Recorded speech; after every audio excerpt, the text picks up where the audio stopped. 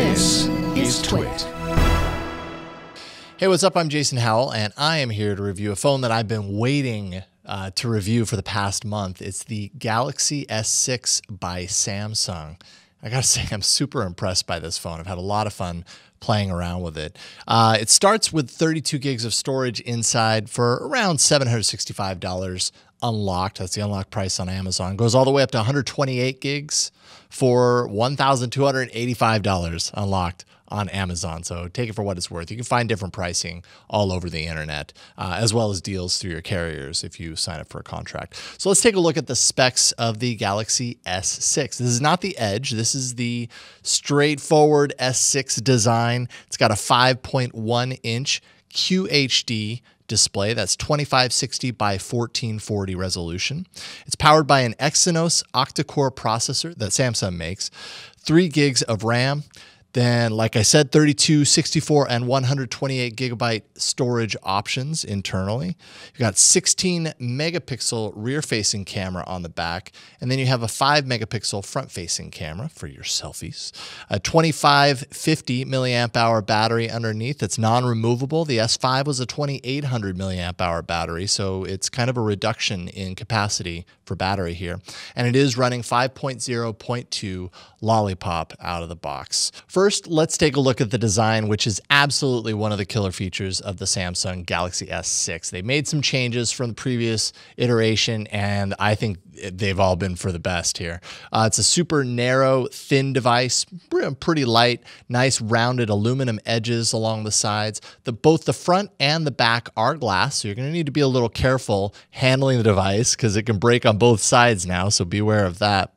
Down at the bottom here, you have the home button, which I've never been a huge fan of, but now it acts as a fingerprint sensor. So literally, you just tap your finger on the home button and hold it there for a split second. It'll recognize your fingerprint and pass you through to the home screen, and it works really well. I love this. It's going to be hard for me to not have it on my own phone. On the back, you have the heart rate monitor, which is kind of a feature that Samsung's been adding. Yeah, I could give or take on that one. There's an IR blaster up top if you want to use your phone as a remote control for some of your devices at home. Samsung Pay is a part of the Galaxy S6. That's was once known as Loop Pay. It was an acquisition not too long ago to enable contactless payments at stores, and its compatibility is kind of crazy. It's using magnets to talk to the registers, but that has not actually been activated software side. So once that is activated sometime in the coming months, this phone will be compatible with that. So that'll be a feature then. The battery, of course, is non-removable. It's stuck in there. It's the first Galaxy line phone where the battery doesn't pop out. And also there's no micro SD for storage expansion. So they had to kind of cut those in order to get this new striking design. Personally, I like those changes, but true fans of those features are going to be a little disappointed. Now, as for the display, I think, once again, the display is just, I mean, it's top notch. It's gorgeous. Colors are vibrant. Everything's super sharp. This is a QHD display.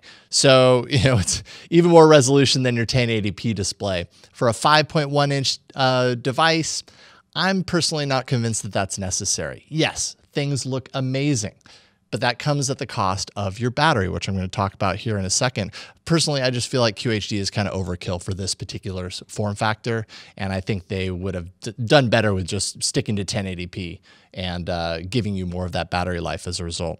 So speaking of battery, I would say battery is one of the downsides of this device. It's actually a smaller capacity battery than was on the S5, and I don't know. It's just kind of mediocre performance. I definitely had to charge up throughout the day, hoping that I get through to the end, and it didn't happen pretty regularly. I will say on the plus side, though, that quick charging is on board here. So if you have a quick charger, it's going to charge your phone super fast. I think it's somewhere around like 6 hours per 15 minutes. So if you do have to top it off throughout the day, it doesn't take very long to do that. It also supports Qi and PMA wireless charging. So keep that in mind. Now, as for the cameras, you've got the front-facing camera and the rear-facing camera. Without a doubt, this is the phone that you get if taking pictures with your phone is the most important thing to you. I don't think that you can get much better. Just to kind of show you here, if we double tap the home button, takes you right to the camera app. And the volume rocker on the side actually, here, let's see here. Oh, there I am. Actually acts as a shutter. Hi. Yeah, it takes it. So you can use your volume button to take the pictures, which is kind of a nice feature. I actually really like the camera software here. Samsung's refined it a lot, and to add a lot, to make things just a little bit easier to find inside.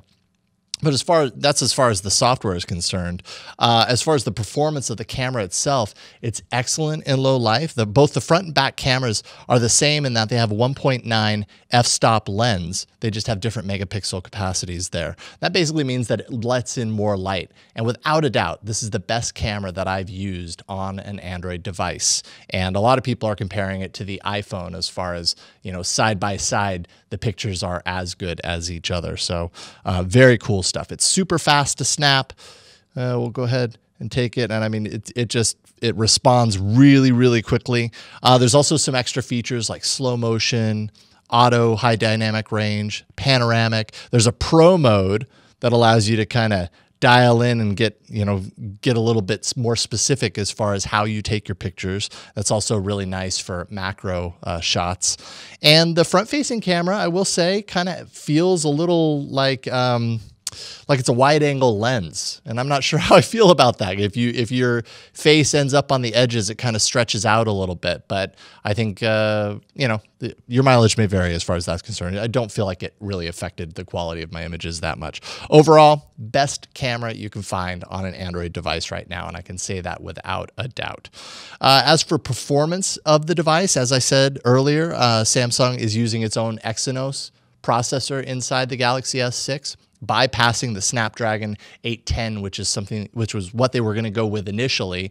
They said they had problems with heat, but I think it kind of works out in Samsung's favor that they're using their own processor here.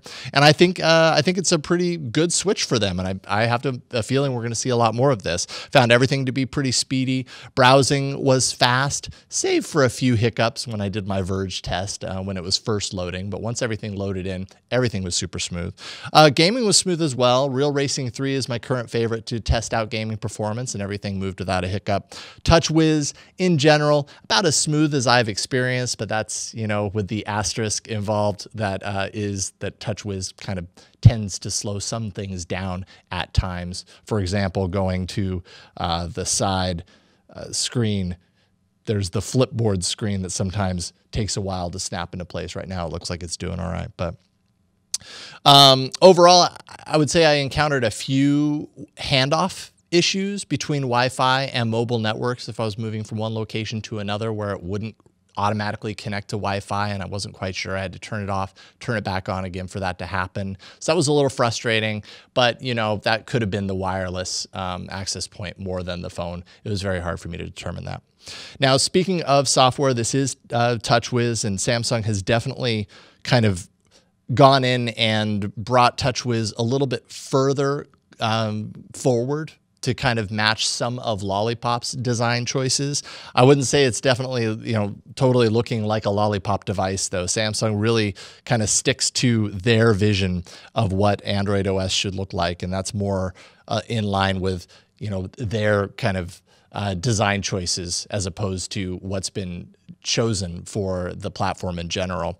I am a fan of the camera software. I thought the camera software was great. There's a theme store that you can access in the settings if you want to totally apply a new theme to your device, and there's a bunch of free options in there as well as paid.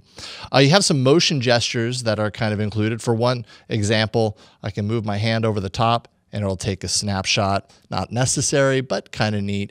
Also, if you have a contact showing on the screen and you pick the phone up and put it to your ear, it'll automatically call that contact. Little things like that I suppose could be kind of handy. There's a split screen mode, so if you hold down your multitasking button, it will pop up two different apps on both sides of the screen. It can help for multitasking there. And there's a wake up command that only works with S-Voice. It doesn't work with Google Now. So if you wake up the screen from off it will do a search using S-Voice, and you might not want to use Samsung's S-Voice, so that's kind of a bummer. Fingerprint implementation is bang on. It works almost without a hitch every time, takes you right through, and I just found it super handy, in particular with LastPass for managing my passwords. Instead of having to type in my long master password, I just put my fingerprint on there, and it would automatically do it for me. It's a game changer, and I'm going to be really sad to not have that feature. And pre-installed software, just so you know, takes up around 9 gigs of space on here, and you can't uninstall it. You can only hide it. So keep that in mind. Maybe you want to get a higher capacity version of this phone when you get it. All right, so let's take a look at the pros and the cons of the Galaxy S6. First, the pros. The camera is fantastic, best camera on an Android phone right now. The display is super sharp, very vivid, and fully detailed, maybe to a fault, which I'll talk about in a second. The design is, I think, is just a striking design. It's super comfy, and it feels good holding this phone in your hand. And then the fingerprint sensor. Man, I'm going to be really bummed to not have a fingerprint sensor on my Nexus 6 when I go back to it. As far as the cons, the battery performance, I really wish they would have maybe gone with a lower res display or tweaked battery or higher capacity, because it doesn't perform as well as it should. TouchWiz is better than it has been, but that's not saying a whole lot. Some of the software feels kind of unnecessary. And then the non-removable battery and lack of micro SD card slot is going to bum out fans of previous versions of this device that have relied on those features. But overall, I would have to say, without a doubt, buy on this. It's a little expensive, obviously. It's a premium line device, but you are going to get what you pay for. The Samsung Galaxy S6 is a phenomenal phone, and it's one of my favorites of the year right now. And I don't know, I'm pretty bummed that I have to send this back. My name is Jason Howell. You can catch my reviews on All About Android and, of course, on Before You Buy here. And thanks for watching my review of the Samsung Galaxy S6.